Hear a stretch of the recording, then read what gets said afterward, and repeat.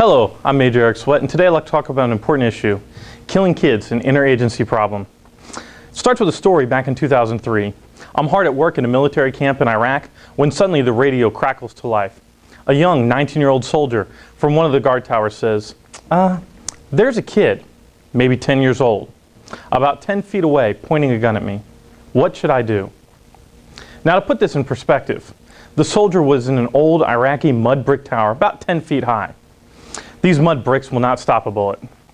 Also, at this time in 2003, our unit did not yet have body armor. This is a real life and death situation for this soldier. A soldier with a young wife and a newborn child himself, who desperately wants to return to them alive. The radio explodes with voices, conflicting voices, giving the soldiers conflicting orders. One officer orders the soldier not to shoot the kids, stating it's clearly unethical and immoral to shoot a child. A military lawyer contradicts him, saying it's well within the soldier's rights of inherent self-defense to shoot the kid. Another officer made an emotional argument that the kid didn't know what he was doing, and since he had not yet pulled the trigger, would not likely do so. He was probably acting due to his parents or some prompting by some insurgents. Another voice stated this was a test by the insurgents to test us and see if the soldier would shoot the kid. And if he didn't, then tomorrow or next week they would send dozens of kids and his fellow soldiers would have to shoot them. Would you kill one kid now to save more in the future?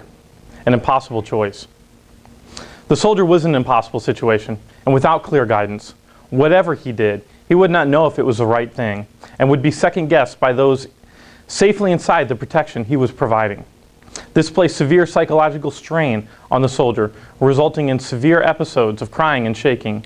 Years later, often referred clinically as post-traumatic stress disorder, or PTSD. This despite the fact that he did not shoot the kid. Luckily, a nearby tank scared the kid away. Despite this incident, there was no follow-up, other than an email from the commander stating that every soldier has an inherent right to self-defense and must determine for themselves when to exercise that right. We owe it to our soldiers to do everything possible to prevent the killing of child soldiers. In order to do this, we must address the problem at its source, before a soldier has to make a terrible choice between his or her own life and the life of the child soldier. We have the power to significantly reduce the use of child soldiers through combining the power and efforts of the entire United States government. Diplomatic power through the State Department, economic power through the Department of the Treasury, legal power through the Justice Department, among others. A unified effort competently integrating the power of multiple government departments can significantly reduce the issue of child soldiers and more.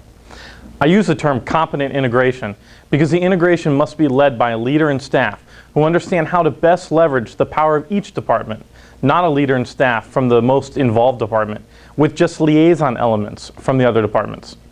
The key to competent integration of the power of the entire U.S. government is to stop categorizing problems as a diplomatic issue or a military conflict. This mindset is often reinforced by popular phrases such as, "the time for diplomacy has ended," when we deploy the military, or the converse, "stop tying our soldiers' hands" when diplomatic efforts are used during a military conflict. The competent integration enables a problem to be attacked from multiple sides, and in the case of child soldiers, by addressing the root problems. I will illustrate a few of the root problems of child soldiers and how competent integration of the departments within the U.S. government can prevent a soldier from being placed in a position where he has to kill a child. The first root issue is the recruitment of child soldiers. In some cases, child soldiers are abducted from vulnerable villages and forced to become child soldiers. Often in this case, the abducted children are forced to kill, maim, or rape their parents, siblings, and fellow villagers. The Department of Defense can either directly secure these villages or, even better, train and equip local forces to provide this security. In other cases, economic hardship results in parents selling their children to armed groups. In this case, the Department of Treasury, the State Department, and USAID can work to reduce the extreme economic hardships that cause these sales to happen. The second root issue is the adult leadership of the child soldiers. These adult leaders can be militarily targeted by the Department of Defense, while the Bureau of Alcohol, Tobacco, and Firearms as well as the Drug Enforcement Agency, can simultaneously disrupt the weapons arming the kids and the drugs used by the adults to control the kids through chemical dependency. The Department of Treasury can meanwhile combat funding sources used by the adult leadership. A third root issue is the rehabilitation of child soldiers. Often child soldiers feel they have no way to escape their situation. They often have no home to return to, having killed, maimed, or raped their parents and neighbors. Even if they do return, they face prosecution for their crimes. Moreover, many are chemically dependent on drugs.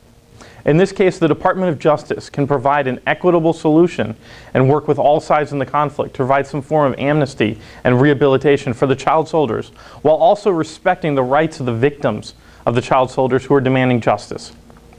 Other departments can address compensation, re-education, drug withdrawal, and each other aspect of rehabilitation. To get from where we are now to the competent integration of the entire U.S. government to address this problem, we must do three things. First, we should implement a Goldwater-Nichols type reform requiring interagency experience for all government departments. The Goldwater-Nichols Act addressed the problem within the military of operations being hindered by officers from the Army, Navy, Air Force, and Marines not understanding and working and integrating their efforts with each other. The Act requires officers to serve, typically for 3 years, with other branches of the military learning about them in order to promote to higher levels. This can be done across the departments to create a competent interagency leaders and staffs able to best integrate U.S. government efforts into U.S. government departments into a single effort. Number two, integrate efforts at lower levels. Integration at the country level is not enough. Situations vary from region to region, city to city, and town to town. A one-size-all interagency solution for a problem is not going to work. Leaders and staff at lower levels need to be able to leverage and integrate the departments differently based on local conditions and opportunities. Number three, Congress must provide the resources to conduct this integration.